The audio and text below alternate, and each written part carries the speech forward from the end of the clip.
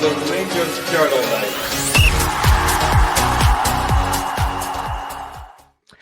Good morning, good afternoon, or good evening. Welcome to the Rangers Journal. My name is Doug, and you're watching the Lowdown, your bite-sized snippet of information about Rangers' upcoming opponents.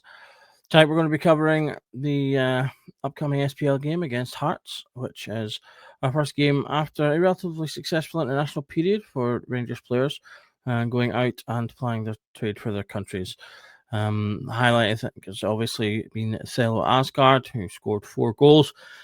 And Norway's demolition, really, of Moldova 11-1. But there were decent performances from Nicholas Raskin, who scored a goal as well.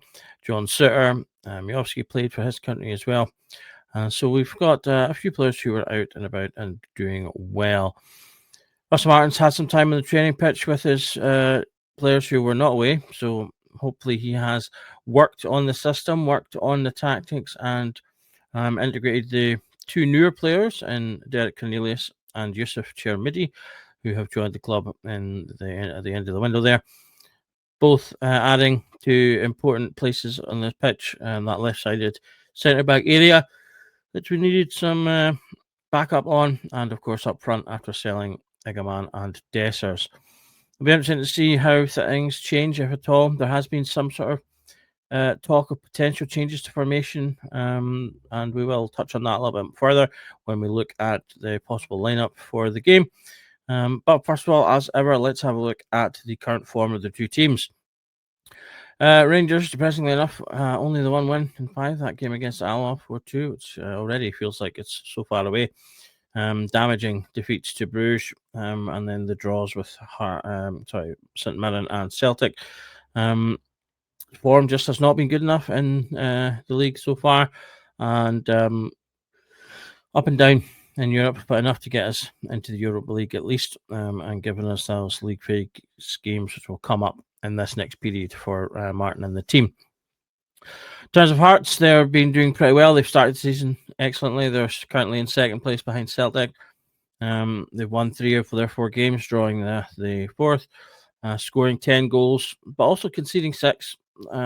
So they do carry a threat, but there is the opportunity to get in behind them and get some goals in there. You can see there lots of goals in their ties there, of which they've got a few. There was also a League Cup draw to St Mirren, which they ultimately were put out of. So going into a team that will be coming into this game confident and probably thinking that they can get a result against us, even though that they are at Ibrox, given the performances we've been putting in against previous sides. History does, however, favour us. The last selection of games, Rangers have 31 wins. There's 8 draws and 8 Hearts wins. So the Hearts, I believe, haven't beaten us since we were in the Championship. Or not beating us at home anyway, since the Championship. So the record is in our favour. But, Hearts, as I say, strong team coming into this. They have taken points off us in draws, if not wins. So we do need to still look to go into this as best we possibly can. So what can we expect from Hearts? Well, Hearts have been playing under McInnes a 3-5-2 fluid formation, which can move into various other combinations. 3-4-3. They can have players drop into a 4, into a 5, and they have utilised this on and off the ball to decent effect so far.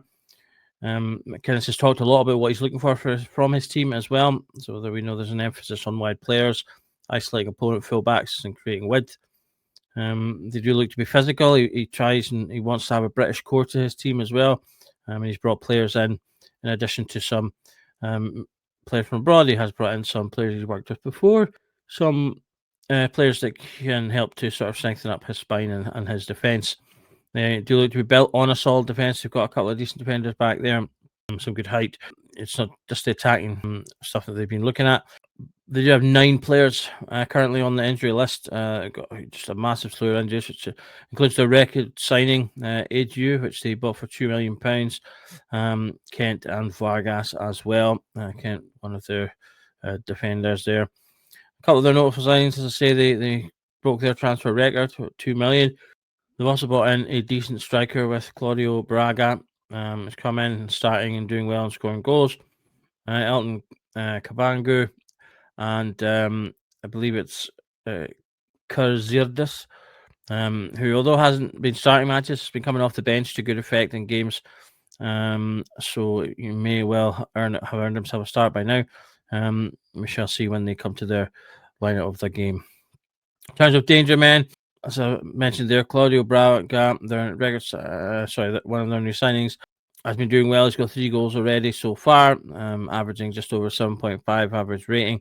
So he is a striker, and he's been playing obviously up front with Lars Shankland. Figure we'll get him out of there early. Obviously, he's a big part of their team. He's the club captain. He'll often drop deep to help build play, set things up. Got himself a golden assist as well so far, starting 4 out of 4 of their games, and also trending with a good average rating. Obviously, these are 2 forwards. They do have a couple of other players that I'm sure we'll cover throughout the season. But as I say, they have been looking good and scoring goals, so I felt like it was prudent to highlight their attacking players as ones that we'll need to keep an eye out for. In terms of Rangers, I've kind of gone with a little bit of a combination of what might happen and what I would like to happen. He's got a decision to make as to what he's going to do with Cornelius. He's obviously coming in. He has another loan, but with an option. He's a bit older, a bit more experienced. The Canadian international scored an excellent goal while he was away on international duty too. So he either is going to have to replace Suter or Giga if he wants to continue to play the 4, or potentially he goes to a back 3, which is what I've kind of put down here. Kind of conventional logic would perhaps say that you would drop Suter because Giga has potentially got the higher ceiling, but he's been picking Suter as his captain. So would we not think he would continue? So I'm kind of thinking maybe he goes to the back 3. You got Megomat, you can play Tab as the wing backs of the team. In terms of the centre midfield, I've gone for Asgard and Cameron. I think Cameron provides a lot of industry and engine as well, having a goal threat and can set up goals. Asgard, as I said, scores 4 goals when he's away. I think that earns him surely a start in this game, coming in with all that confidence. And again, an opportunity to score goals from midfield. I do think he's probably going to play Rothwell or Barron to be a bit more defensively solid, although if you've got a back 5, you'd like to think that should really cover us defensively. The wingers should pick themselves. Gassman and Antman still, I think, the first choice combinations. They can both push out, and the wing backs come and invert, which I think is the more sort of Martin-esque thing for them to do. Tavernier, has done that throughout his career. Megam, I'm sure, can do that as well. Or alternatively, if the wingers want to cut in, you can have the fullbacks overlap. I know there'll probably be a little bit of concern about potentially with Tav in terms of his legs and being able to do that. But ultimately, right now, he is just the better player over Aaron's, and we look a better side with him in it. Certainly, he gets the ball forward and helps us build attacks. So I think you just have to start him. And again, with that stronger defence, you look to cover any frailties that perhaps you get from having him on the right side. Up front, I think Miovski starts just because he's been in the door longer. To have Tremetti come into the game later, get him a little bit of an applause as the new big signing, rather than just throwing him in from the start. So hopefully, we get a couple of goals to the good, and then Tremetti comes into a decent situation and plays from there. So that's the team we're going to go with for now, and we'll see how we get on with there. In terms of the game changer, I'm going to select Tremetti to come into the game and show us that he's got something to justify that £8 million price tag that could rise to 10. He doesn't need to say, as I say, it doesn't need to start the game. But if he can come into the game and play well, show us a little something, maybe get a goal, just give the fans something a lot to get a bit excited about again, so that if we can come out of this game with a win, Chermiti showing something to fans that they can maybe go, right, okay, maybe there's something there, then that would really make for the perfect day. In terms of the prediction, I'm going to go for 3-1. I'm going to put my optimistic hat on again after having been done in by the team so many times. In terms of the Celtic game, we did manage to predict the right results, just the wrong score. I predicted 2-2. I thought there'd be some more goals in the game. Both teams really were pretty poor in the match. It wasn't the most exciting, but I'm going to go for a 3-1 here. I think Hearts maybe will get a goal in there, maybe even the first one, and that potentially kicks us into gear, as is often the case. But hopefully it's a solid performance and something to build on, because it needs to be. Not only does Martin have to win this game to start gaining some credibility and pushing himself away from the cliff edge that he's currently on, but it needs to be a decent performance as well. We need to see something from the team that suggests he is building something, that he can get something out of this team and the players that he's put together. As I say, he's had period of time on the training ground again, and so we need to start seeing the results of that. If we don't see the results of that, it's going to be a very long period. So that's your lowdown for this game against Hearts. There's a big game straight away afterwards against Hibs that we'll cover in the League Cup. Another must-win of must-wins, really. As going at the Cup early would be devastating. The League Cup is a great way to try and build a bit of momentum and get that early trophy in the door. So we need to build towards trying to win that. And the first step is to play a very good Hibs team. So we'll see how we get on with that. The lowdown, we'll cover that just before it is. So do tune in for that.